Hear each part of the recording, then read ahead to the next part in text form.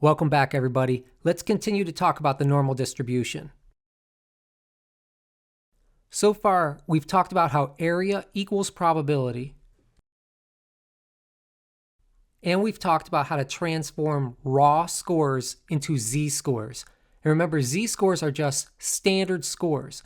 They're standardized because now they tell us how many standard deviations the score is above or below the mean.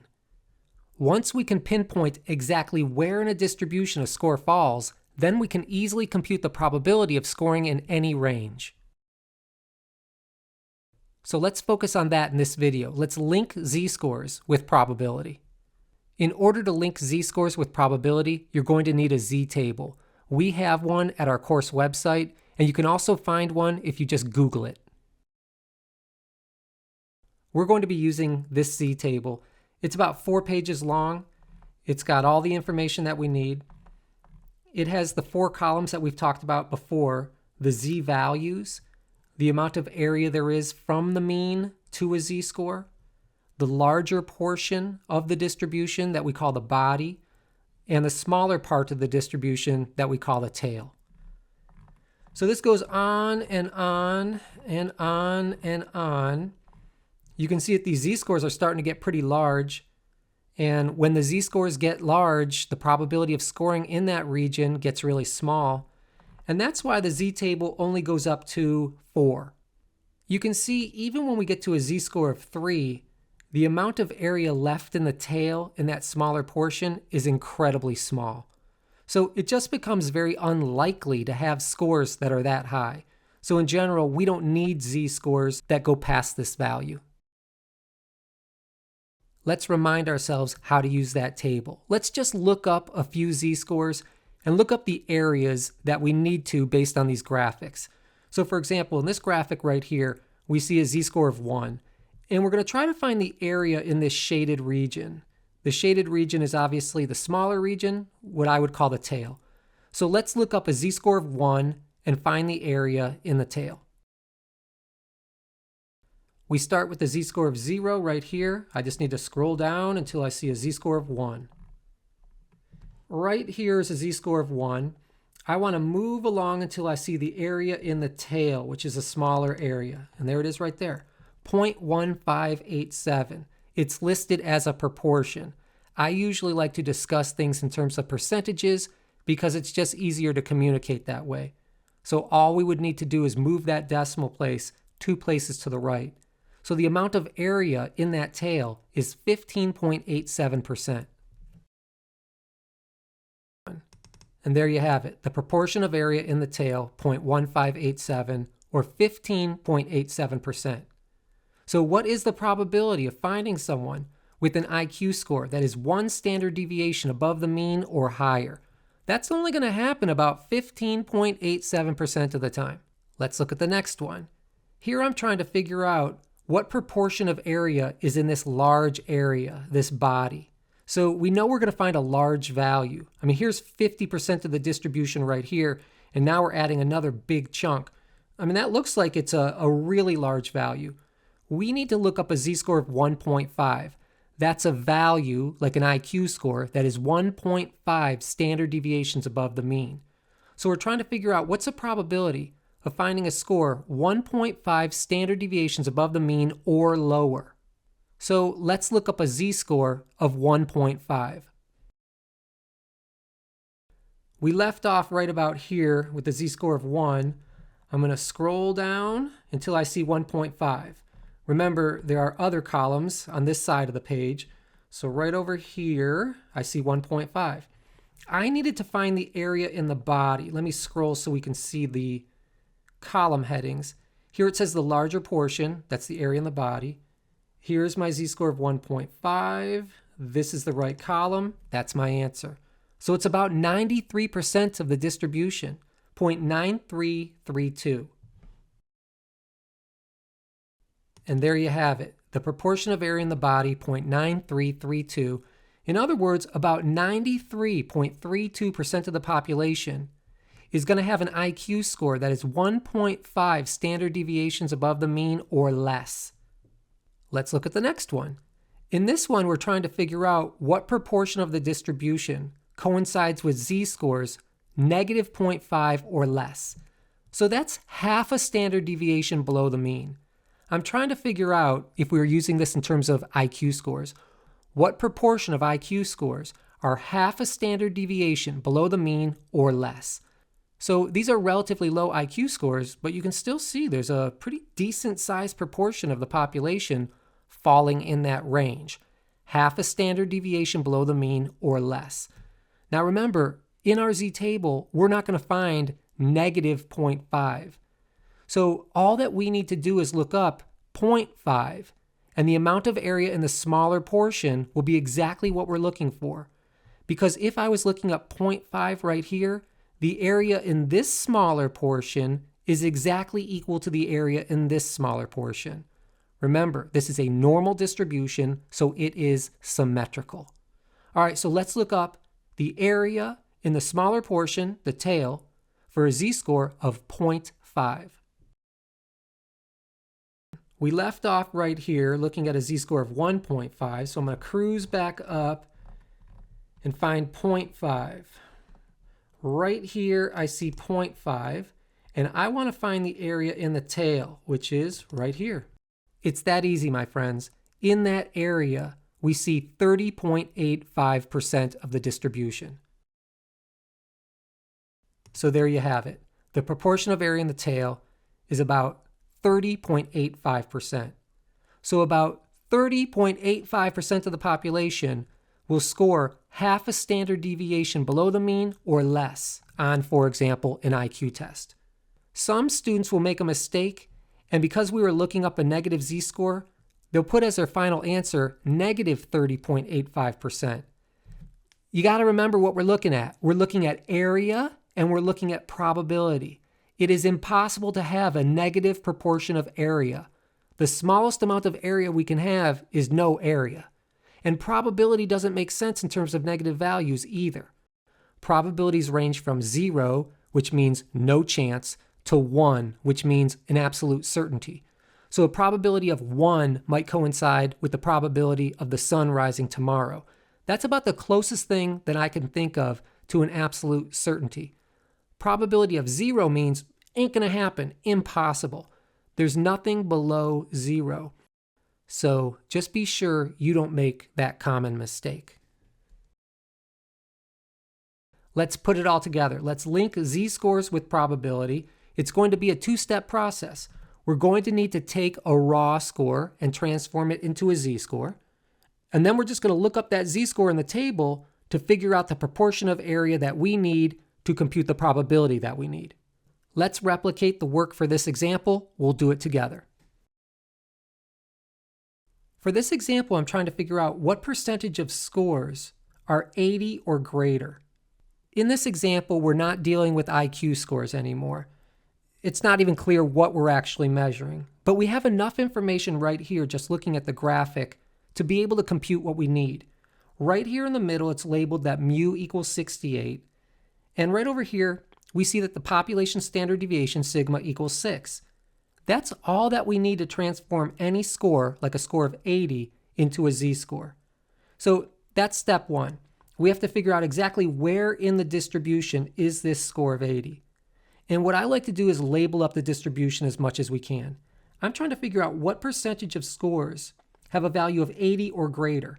So I shade in this area to show me that in order to answer this question, in step 2, I'm going to need to look up the z-score associated with this tail right here. How much area is there in that tail? So let's remind ourselves of the z formula, and then we'll transform 80 into a z-score. Z equals our score minus the mean, which is mu, divided by the standard deviation, which is sigma. So let's just plug in the values that we need. X, our raw score, is 80. We're going to subtract the mean, and the mean equals 68. We're going to divide that by the standard deviation, which is 6. And now we just need to solve it. 80 minus 68 is 12. 12 divided by 6 equals 2. So that score of 80 is 2 standard deviations above the mean. That's step 1. Now we just need to look up a z-score of 2 and find that area in the tail. It's literally that easy. I told you I was going to teach you some tricks for computing some basic probabilities, and this is the trick. It's amazing. It works so well. Here we are back at our z-table. Let's cruise down until we see a z-score of 2.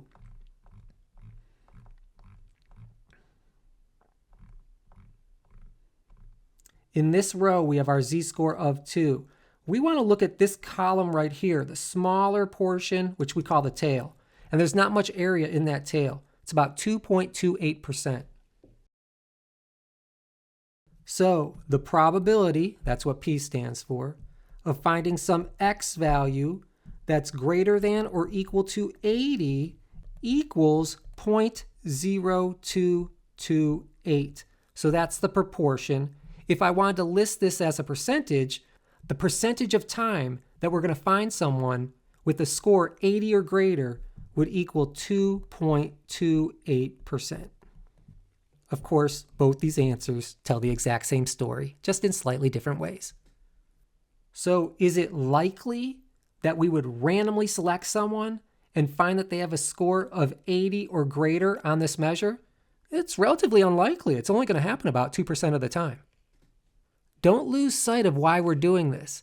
Eventually, we're going to be analyzing research data, and we will want to figure out what's the probability of finding our data just by chance.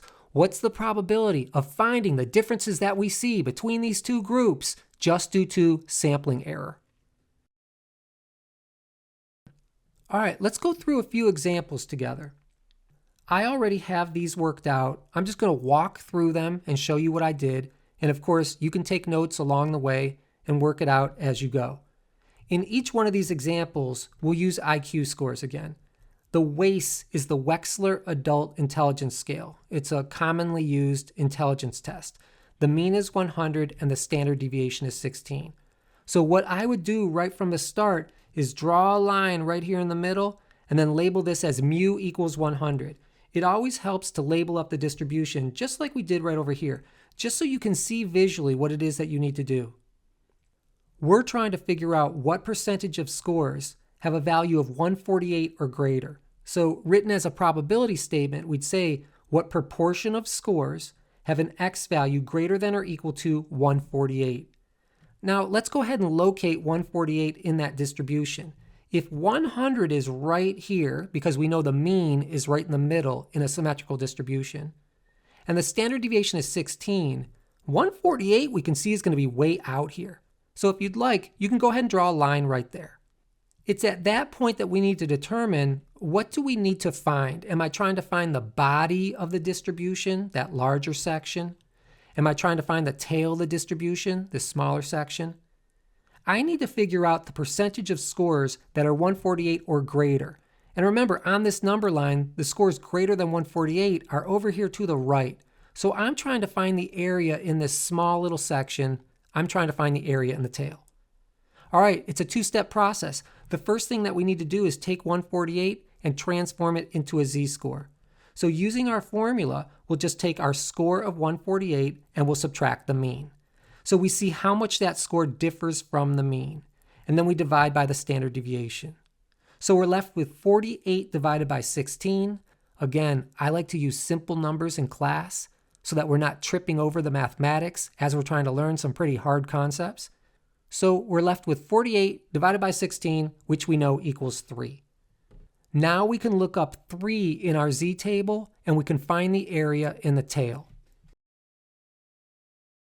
We last left off in our z-table around a value of 2. I'm going to scroll down until I see a value of 3. Right there is a value of 3. I want to find the area in the tail, which is a smaller portion. And look, that's a really small portion right there. That's less than 1%, 0.0013. That's 0.13%, not 13%, 0.13%. And that would be our answer. So the probability of randomly selecting some score from that entire distribution of IQ scores and finding that it equals 148 or greater is 0.0013. In other words, the probability is very, very small. And that's because the proportion of area associated with scores 148 or greater is very, very small. That's less than 1%, 0.13%. My friends, if you can do an example like this, you can do any example. All that I'm going to give you on the next examples are different numbers. Once you understand the basic concept, once you understand the basic procedure, you've got it nailed. Let's walk through these next two, and then we'll leave the final ones for the next video. Those are just a little bit more challenging, and we'll work those out by hand together. Again, we're dealing with IQ scores. Mean is 100, standard deviation is 16. So what I would do first is label up my distribution. You can go ahead and draw a line right in the middle and then label mu equals 100. It's a symmetrical distribution. We know that the mean is right in the middle. You can draw a line coming out here showing that sigma equals 16. The standard deviation equals 16. I just like to label up the distribution so that it's easy for me to see visually what I'm trying to do. Because I'm trying to figure out what percentage of scores are less than 70. In fact, I'm trying to figure out what percentage of the scores are 70 or less. Written as a probability statement, we'd say what's the probability of randomly selecting a score and finding that it's less than or equal to 70. All right, well, 100 is right in the middle. 70 is somewhere down here, so we can just draw a line. We're trying to figure out the probability of finding scores 70 or less. Scores less than 70 are to the left on the number line. So when we're trying to figure out if we want to find the area in the tail or in this big body, it's pretty clear in this situation, we want to find the area in the tail. All right. What we need to do at this point is transform 70 into a z-score, because we don't want to use a table of computing probabilities for IQ scores, and then another table of computing probabilities for blood pressures, and then another table of computing probabilities for depression scores. We just want to use one table. So all of those things that we can measure, IQ scores, blood pressures, depression scores, all of those things, we can transform them into z-scores and then use that one table. That, my friends, is the beauty of these standard scores. So here's our Z formula. Let's transform 70 into a z-score. We already know it's going to turn out to be a negative z-score because we're to the left side of the mean. 70 is lower than the mean. So we're going to take 70, subtract 100, divide by 16. We're left with negative 30 divided by 16. I'm going to take 70, I'm going to subtract 100, and then I'm going to divide that by 16. That equals negative 1.875. We'll just round that to negative 1.88. We know that we're not going to find negative 1.88 in our z table, so we're just going to look up 1.88, and we still just want to find the area in the tail. We were pretty deep in the z distribution the last time we looked, so I'm going to scroll up until I see a value of 1.88. Here it is right here. Here's the line for 1.88. We want to find the area in the tail. That's the smaller portion. That's our area right there. There's about 3% of the area in that distribution in that tail, about 3.01%. So that's the answer, my friends. So the probability of randomly selecting a score and finding that that score is 70 or less is 0.031. So that event's not going to happen all that often. That event is going to occur just about 3.01% of the time. Let's go through one more example. Again, we're dealing with IQ scores. We know that the mean is 100, standard deviation is 16. So you can label up your distribution if you'd like to. I recommend that you do. We're trying to figure out where's 140 because I want to figure out what percentage of scores are 140 or less. 140 is a high IQ score. If I'm trying to figure out the percentage of scores 140 or less, that's going to be almost everybody. So I'm expecting already from the beginning a very high percentage, a very high probability. So 100's right in the middle. I'm trying to figure out where 140 is. I'm just going to estimate that it's way over here. At this point, I'm just making an estimate, and I'm going to draw a line. So I'm trying to figure out the percentage of scores that are 140 or less. So I want to find the area from that line all the way to the left. So I can tell very easily I'm trying to find the area in the body.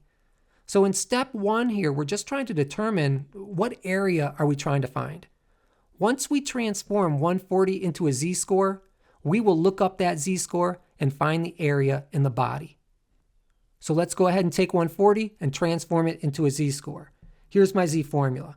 I'm going to take 140, that's the raw score, the IQ score, subtract the population mean, which is 100, and divide by the population standard deviation, which is 16.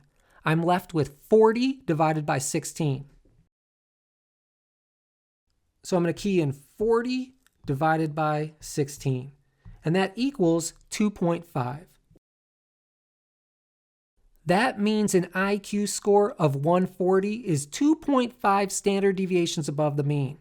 So what we're really trying to figure out is what proportion of the population has an IQ score 2.5 standard deviations above the mean or less.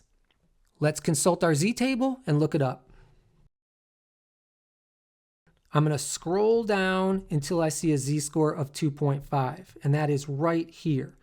I'm trying to find the area in the body, which is the larger portion, and that's the value that I see. I was expecting a large value, and that is a large value. That's more than 99% of the area in the distribution, 99.38%. So that's the answer, my friends. The probability of randomly selecting a score and finding that that score is 140 or less is 0.9938. In other words, 99.38% of the time, we will randomly select somebody from the population and find that they have an IQ score of 140 or less. That's going to happen almost every time. Less than 1% of the time, we will find somebody with an IQ score greater than 140. I think that's enough for now. In the next video, we'll go through another couple examples. They're just a little bit more challenging. We'll work those out by hand together. I'll see you in the next video. In the meantime, be safe.